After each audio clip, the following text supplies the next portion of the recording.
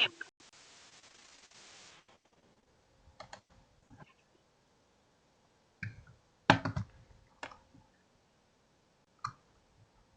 morning, guys. Good morning. Okay, let's see if we can do this now. Good morning, guys. Can everyone hear me okay?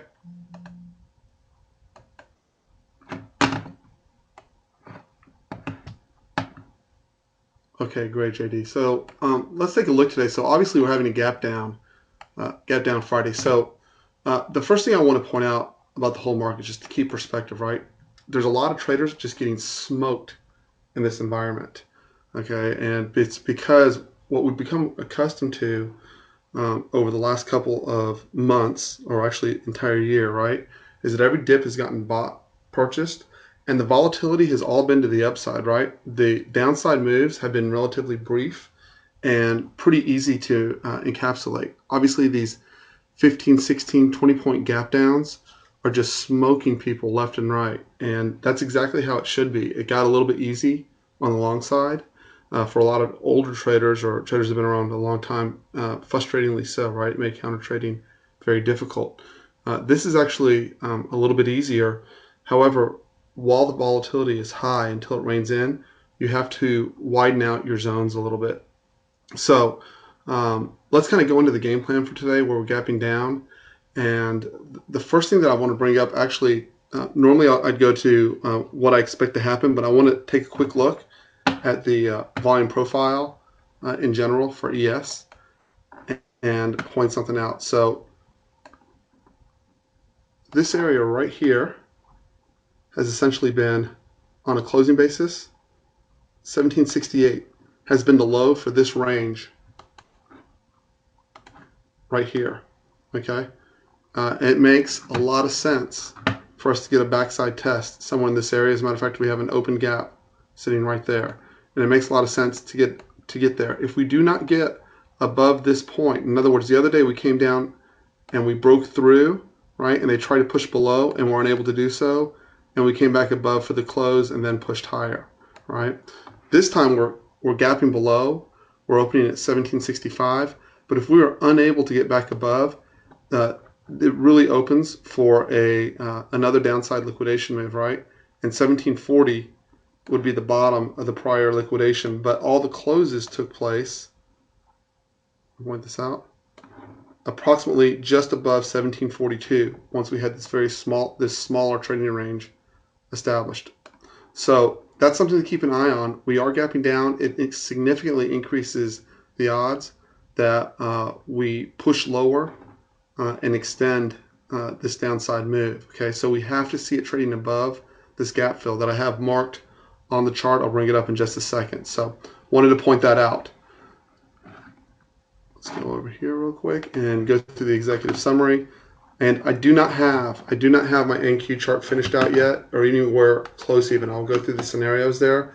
Obviously, the one thing that changed yesterday that was pretty significant, and even this morning we see that, is that NQ is stronger than ES. There's absolutely no question about it. It's actually still trading right up there above 34.90. 35.10 becomes a critical level, by the way, on NQ, that 3500 to 35.10 level that we've been playing with for the last couple of weeks. So let's jump into this really fast.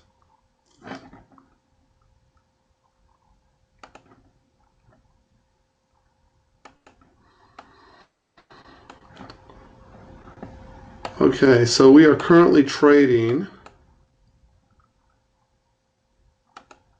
1765.75, which is approximately right into that's Wednesday's lows. Okay, so obviously on the open, we want to get above there, and we want to close above Wednesday's lows. The next big test comes just over 1770. We have an open gap that we gapped away from on Thursday morning that is sitting right here. And my guess is that we will have responsive sellers the first time in here. I will take a short the first time in based upon where we're opening, assuming we don't close this gap in the next 15 minutes, right? Or get so that there's only a 2 or 3 point rotation. In which case, right, what's the rules on rotation? So the very most basic rules of these zones are I expect a pause and or rotation at each zone. Okay, the point of the rotation is simply to give it enough room outside of the average 4 3/4 to 4 1/4 rotation that the ES normally has, so that you can get a bounce. Today won't be easy, and I'm certain that there'll be some zones that flush. There's just, when you're getting the market this wide and this many people pushed around this quickly, also other time frame will be involved because of the volatility. Zones get busted. That's all there is to it. Hold on one second here. So, so that's one thing to keep in your trading plan, is that you should plan on being stopped at least one time today if you're going to be aggressive. Also, tick divergence. Let tick divergence guide you, particularly at points where we're looking for major reversals. So, a couple of things. So we have a 20-point overnight range, right? In order to just get back to Thursday night's low, we have to stretch all the way from where we're trading right now, all the way up into 1780. Because of the current volatility that we have, right? A 20-point stretch from 61 could easily put us back into Thursday's low. I would expect responsive sellers there. I certainly will be, assuming we don't consolidate right in front of the zone. I would call that out. So these are the locations that I'm looking for above. What I think will happen, and is more likely to happen out of the gate, is that we open up at this 1765 level, and we actually try to push up into the white zone, would be my guess. Find responsive sellers, and then I believe we'll actually come back down, and that we will test lower. Obviously, Globex low will be key to getting broken to the downside. And then my guess is we're going to come down and we're going to test this 1750 to 1749, and I'll be a responsive buyer there the first time in, assuming there's a good rotation. So let's go first through what the upside scenario has to look like, and then the downside, so I can be very clear, right? So we either open and open drive higher. I believe that'll be met with responsive sellers if we get up into the white zone the first time. The one caution we have, right, with open drives higher, what do we want to see? Is we want to see the tick, which will open very negative this morning, consistently having some type of trail like this where we're making consistently, slowly, but higher highs. That would be an indicative of opening an extreme and then driving higher all day long. It does happen. I don't think that'll be a scenario today, but I'll be watching for it, right? If that happens, we'll basically end up with something that looked very similar to yesterday, where we end up with a trend day up. We end up with a trend day up, but without the gap down, right? It's the inverted version of that. Okay, so the first area that has to get above is the white zone. If we start trading above and holding above the white zone, that scenario is in play, in which case you want to target both Thursday's lows and Globex highs as potential areas of reversal. Trade number 2 to the upside. We open inside this area. We immediately reject, which is, again, that is possible, if not probable, right? We find sellers right out of the gate. We push down to Globex lows. This becomes the test, right? If we get responsive buyers here, and we can push back up and hold above Wednesday's lows, it'll essentially be a trap trade, right? And that, again, can push us up to the white zone, where, again, I will be a responsive seller the first time in. And then that becomes a test from here. If we can get above, that'll push us up into Thursday's lows and Globex highs. If we cannot, that'll bring us back for a downside test, where we have those options. And again, I think if we get the Globex lows tested again after a rejection the first time, that they're highly likely to actually break, and that we could easily see rotation down towards, again, that 1750 level is where I'm looking. So that's my upside open scenario, where we get buyers step in. Downside scenario where we don't get buyers step in, right? I'm looking for the open. I want to see Globex lows tested. I imagine that there'll be responsive buyers there the first time. If we're unable to get back above Wednesday's lows, right, I think we will have rotation down towards that 1750 almost certainly. If we get extremely weak, right, you got to realize at that point that would put us down roughly 35 points on the day. That's a really big stretch on ES, but the ranges have been very, very wide. So let's assume we double the average down day, right?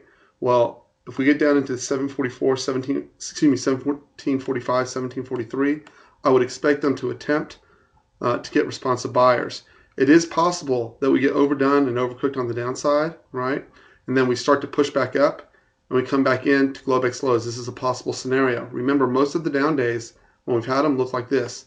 They begin with a small push up. We have the down day. We get to 9:30 in the morning to 10:30 period, and we get responsive buyers up into lunchtime. From there, it's either continuation up, balance sideways, or push lower. I'm leaning, if I'm going to make a mistake today, towards the push lower in the afternoon. And I am leaning towards that we are not going to push back up. I think that was probably a pretty big head fake on the upside. And this gap down is actually not a good thing.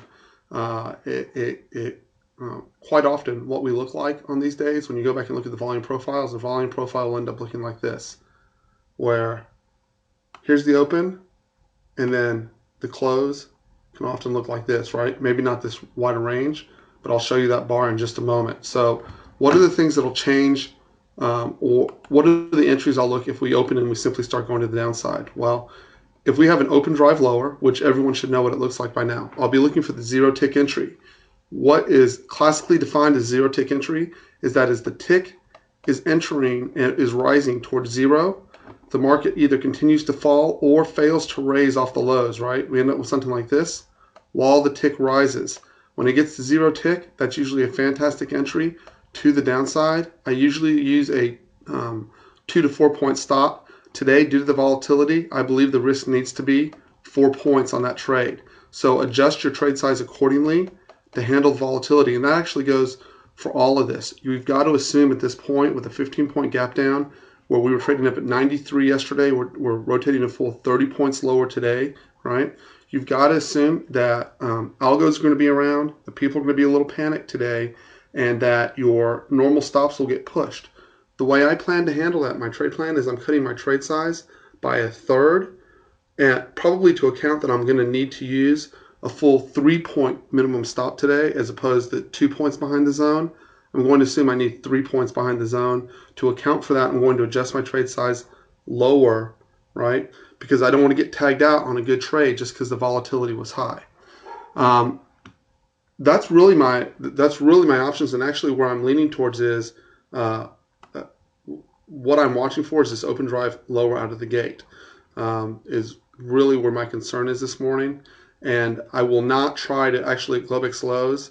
I will not be taking along this morning. I'd rather be wrong and see it kind of get one of these patterns and look for an entry later in the day than guess that the rotation is going to work and get smoked on it, just kind of open drive lower and just smoking everything in its path, right? They're clearly trying to bounce it. 1761 at this point.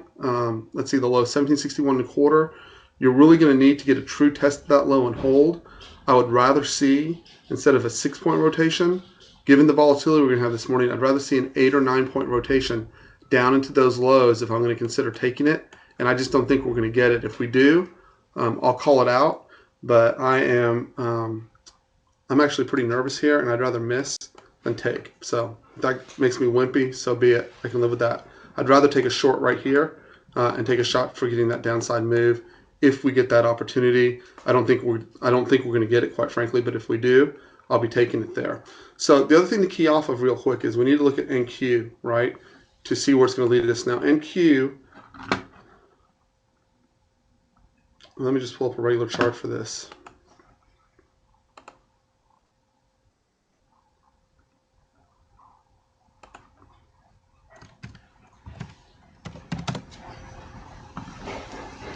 Okay, so currently on NQ, we're opening at 34.90. And here's the reason, if we're going to get saved, this is going to be the reason why.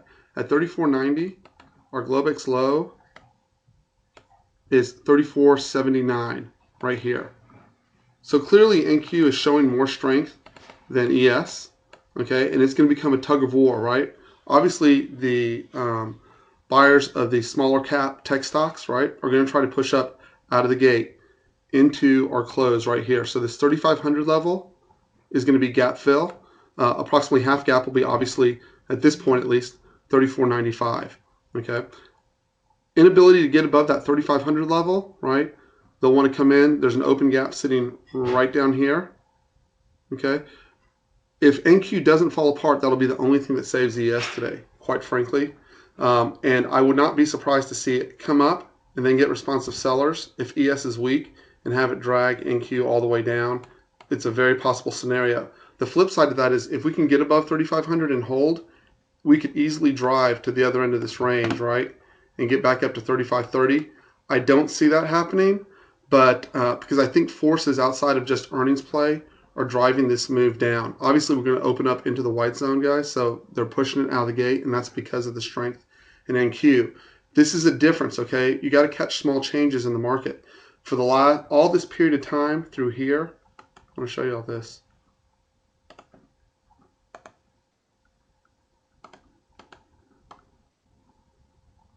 All these drives here, where we've been going lower, were led by NQ weakness primarily to the downside, right? So what I want to keep an eye on, right, particularly when we get up to or if we're open in the white zone on ES, is I want to see what NQ is doing. The first thing that I want to see for a weak scenario, based on where we're opening, which is this 34.90, right? I want to see the attempt, and obviously it looks like they'll make an attempt, right, to push to this gap fill. Inability to fill this gap, right, would still indicate a sign of weakness. Beyond that, the next test is in terms of the downside move, right? At this point, because it's such a big stretch at 34.80, which puts me right here, and then there's an open gap right here, I would expect that at some point between gap fill, Globex lows and this open gap that we find responsive buyers. It'll be after this test. If we get a downside move, again, if we either reject off a gap fill, it'll be this test that's going to determine the flavor of the day, right? If we get back above, we could easily push. And then what do we need? We need to trap back above yesterday's lows and close, right? And then we could have a trap going where they push to the other end of the range. The flip side of that, right? If we get up underneath and we're unable to get back to yesterday's lows, I believe on the second test, if we get underneath this gap fill, that'll set the tone for the day. And now I think it'll set the tone for the whole day for the whole market. So that'll essentially mean if we can get below this 34.72, they'll put a lot of selling pressure on the market as a whole. If we can get above 3,500 and hold, it should drag the ES to the upside. And so the clue there will be ES. Rotation-wise, I want to leave big fat rotations. In other words, I'd rather push towards 8 to 10 point rotations than 6 to 7 point rotations today. Why? Because clearly we're having increased volatility. So that's kind of my executive summary this morning. I will call it as I see it, and I'll try to do so as calmly as possible. I'm not in a rush to trade this morning. Remember, we make the majority of our money, right, on plain vanilla days, not on big, bad, fast-moving days that are frustrating and run us over. The key objective, number one, always, protect your capital, right? If you get two stops back-to-back, or at least if I get two stops back-to-back, I stop trading, particularly in the same security, right? I'm trading multiple markets at the same time. If I get two stops back-to-back in the same market, I certainly stop trading for the day. I don't want to bury myself, and I don't want to have to work for free, right? The market will not stay constantly this wild where we're flipping back and forth, and eventually we'll develop a rhythm. And my guess is the rhythm, if we start a downside move, is that these upside moves in the morning will be fadeable for a move to the downside, and then in the afternoon we're going to get pushes. I still think this is going to be our normal mode of operation, right? We're going to get sellers on upside extension and buyers on downside extensions. And in this case, where I'm paying particular attention today in terms of looking for a long side trade will be if we can get extended down first to that 1750 level and then to 1740 below there. Those are the two areas where I'm really interested in leaving trailers from. So that being said, that's the executive part of the summary is over. Remember your time frame. 9:30 to 10 o'clock tends to start finding responsive buyers to see if they can push up through lunchtime and even possibly a reversal for the entire day. And that's both on longs and shorts, right? That time of day it becomes pretty key. I wouldn't overly press a contra trade extremely early in the morning, meaning in the first hour. I'd let things settle past 10 or 10:30 and then try to find my spots from there. Hold on 1 second here.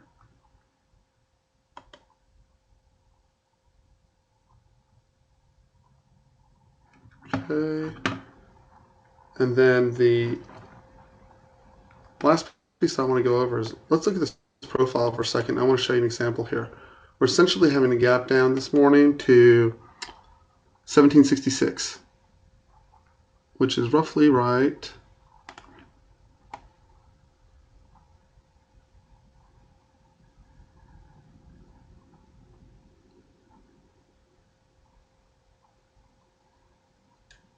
here, okay? This looks extremely similar to me to this.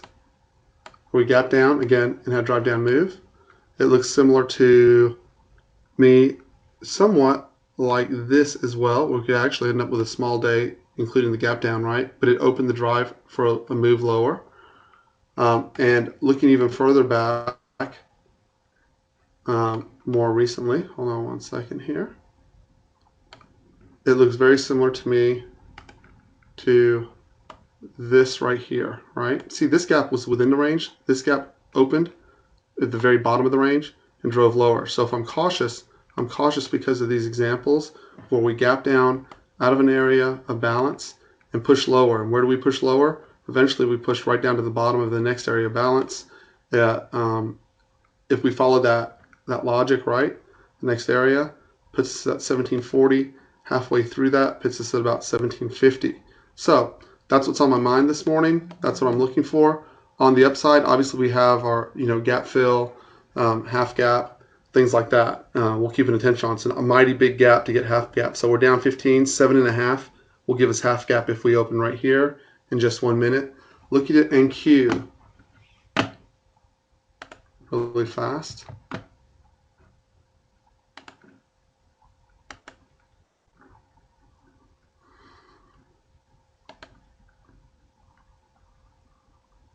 And on NQ, we are clearly gapping down to the, let's see,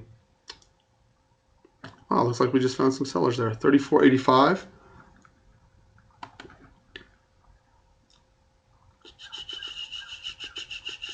Which puts us approximately right here. Okay, so obviously we have gap fill right there. And if we do not get an attempt again, if we cannot get above that 3,500, I would look for a push lower. And a push lower brings us the closest area I can find to a true balance area before, assuming we break that 3450, brings us to this 3,400 level. And there's a little something here at 3,420. The 3,400 is really the big bogey. And then the bottom of that prior balance area brings us all the way down to 3,300. I don't think we'll get there today, but would not be surprising to see us down 60 or 70 on NQ. Would be where I'd look to start finding areas of interest. So I'm going to jump off, and I will call them as I see them. Watch your P&L today, guys. Don't get run over. It's just one day. It's Friday. No one wants to end up on a sucky day, right? Don't get frustrated. Let them stretch out. I'll do my best to guide through the course of the day. Okay. Have a great day, guys. Thank y'all.